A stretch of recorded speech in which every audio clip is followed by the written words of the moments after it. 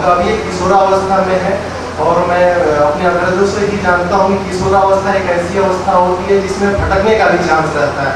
तो social media भी ऐसे ही दोराहे पे खड़ा है, क्योंकि उसको अच्छा कंटेंट मिलता नहीं है, अच्छी चीज़ें मिलती नहीं है, तो जो मिलता है लोग उसी को लाइक कर देते हैं, चाहे छोटी छोटी चीज़ें हों चाहे बड़ी चीज़ें हों, अनसोशल भी हों।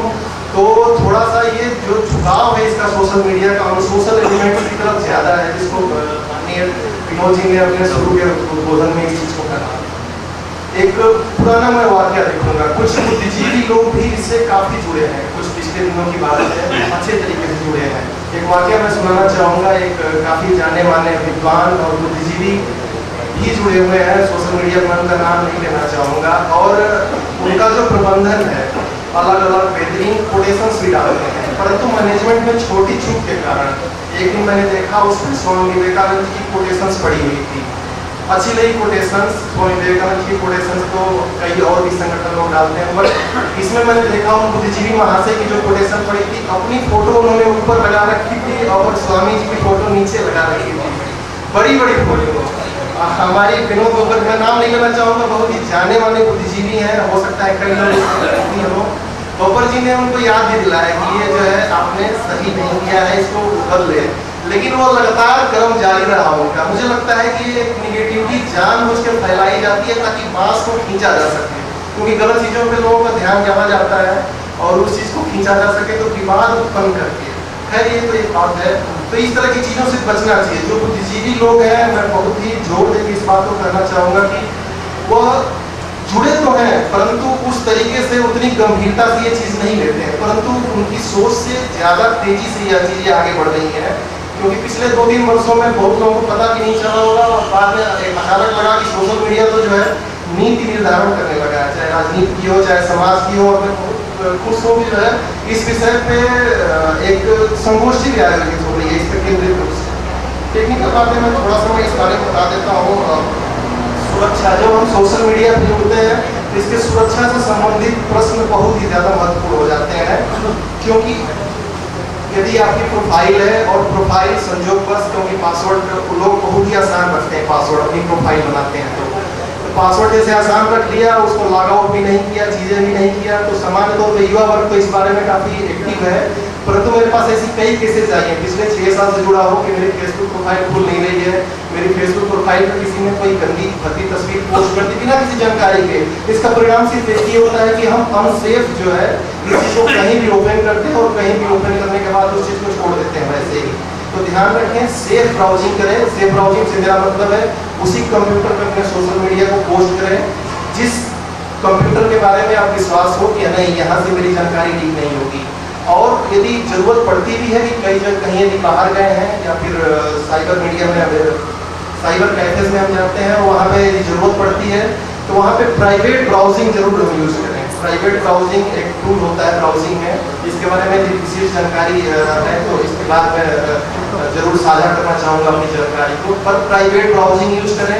पासवर्ड्स कम से कम महीने में 1 बार 2 बार उसको चेंज जरूर करें।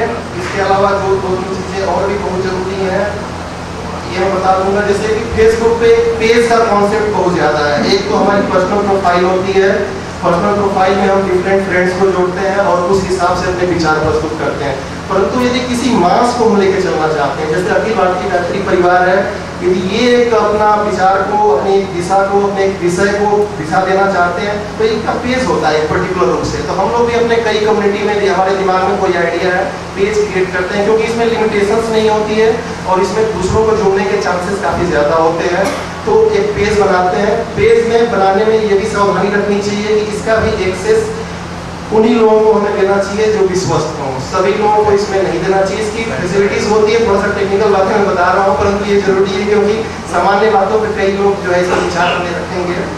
तो पेज की जो है इम्पोर्टेंस बढ़ जाती है इस फील्ड में और इसकी सिक्योरिटी पे भी हमें ध्यान रखना चाहिए। कंटेंट जो है एक विषय से संबंधित रहे तो बहुत ही उपयुक्त रहता है, लोगों को जुड़ने में काफ़ी आसानी होती है इस चीज़ से। यदि आप सोशल मीडिया का और भी गहराई से प्रयोग करना चाहते हैं और चाहते हैं कि हमारे विचार को, जैसे हम किताब, हमारे कई बुजुर्ग लोग हैं और या और मनीषी विद्वान हैं, उनकी किताबें छपती हैं, तो उसमें काफ़ी खर्च भी आता है, नेचुरल है, और उसका एक मास पब्लिसिटी, मैंने कई लोगों को देखा हुआ है, किताबें जैसे छपती हैं तो बहुत अच्छा कंटेंट होने के बावजूद भी उसको पब्लिश नहीं कर पाते हैं। तो इसके लिए फ्री टूल है ब्लॉग। तो ब्लॉग जरूर लिखें, और ब्लॉग यदि लिखते हैं तो आपके विचारों को एक आकार मिल जाता है। सिर्फ सोशल मीडिया का मतलब हम समझते हैं, काफ़ी लोगों के मन में है कि सिर्फ फेसबुक से मतलब है, परंतु फेसबुक सिर्फ इसका एक चमकीला पक्ष है। परंतु यदि आधार देना चाहते हैं आप, तो इसमें ब्लॉगिंग जरूर यूज करें। कई लोग परिचित नहीं होंगे, ब्लॉगर हो गया, टम्बलर हो गया, इस तरह के कई टेक्निकल प्लेटफॉर्म्स हैं।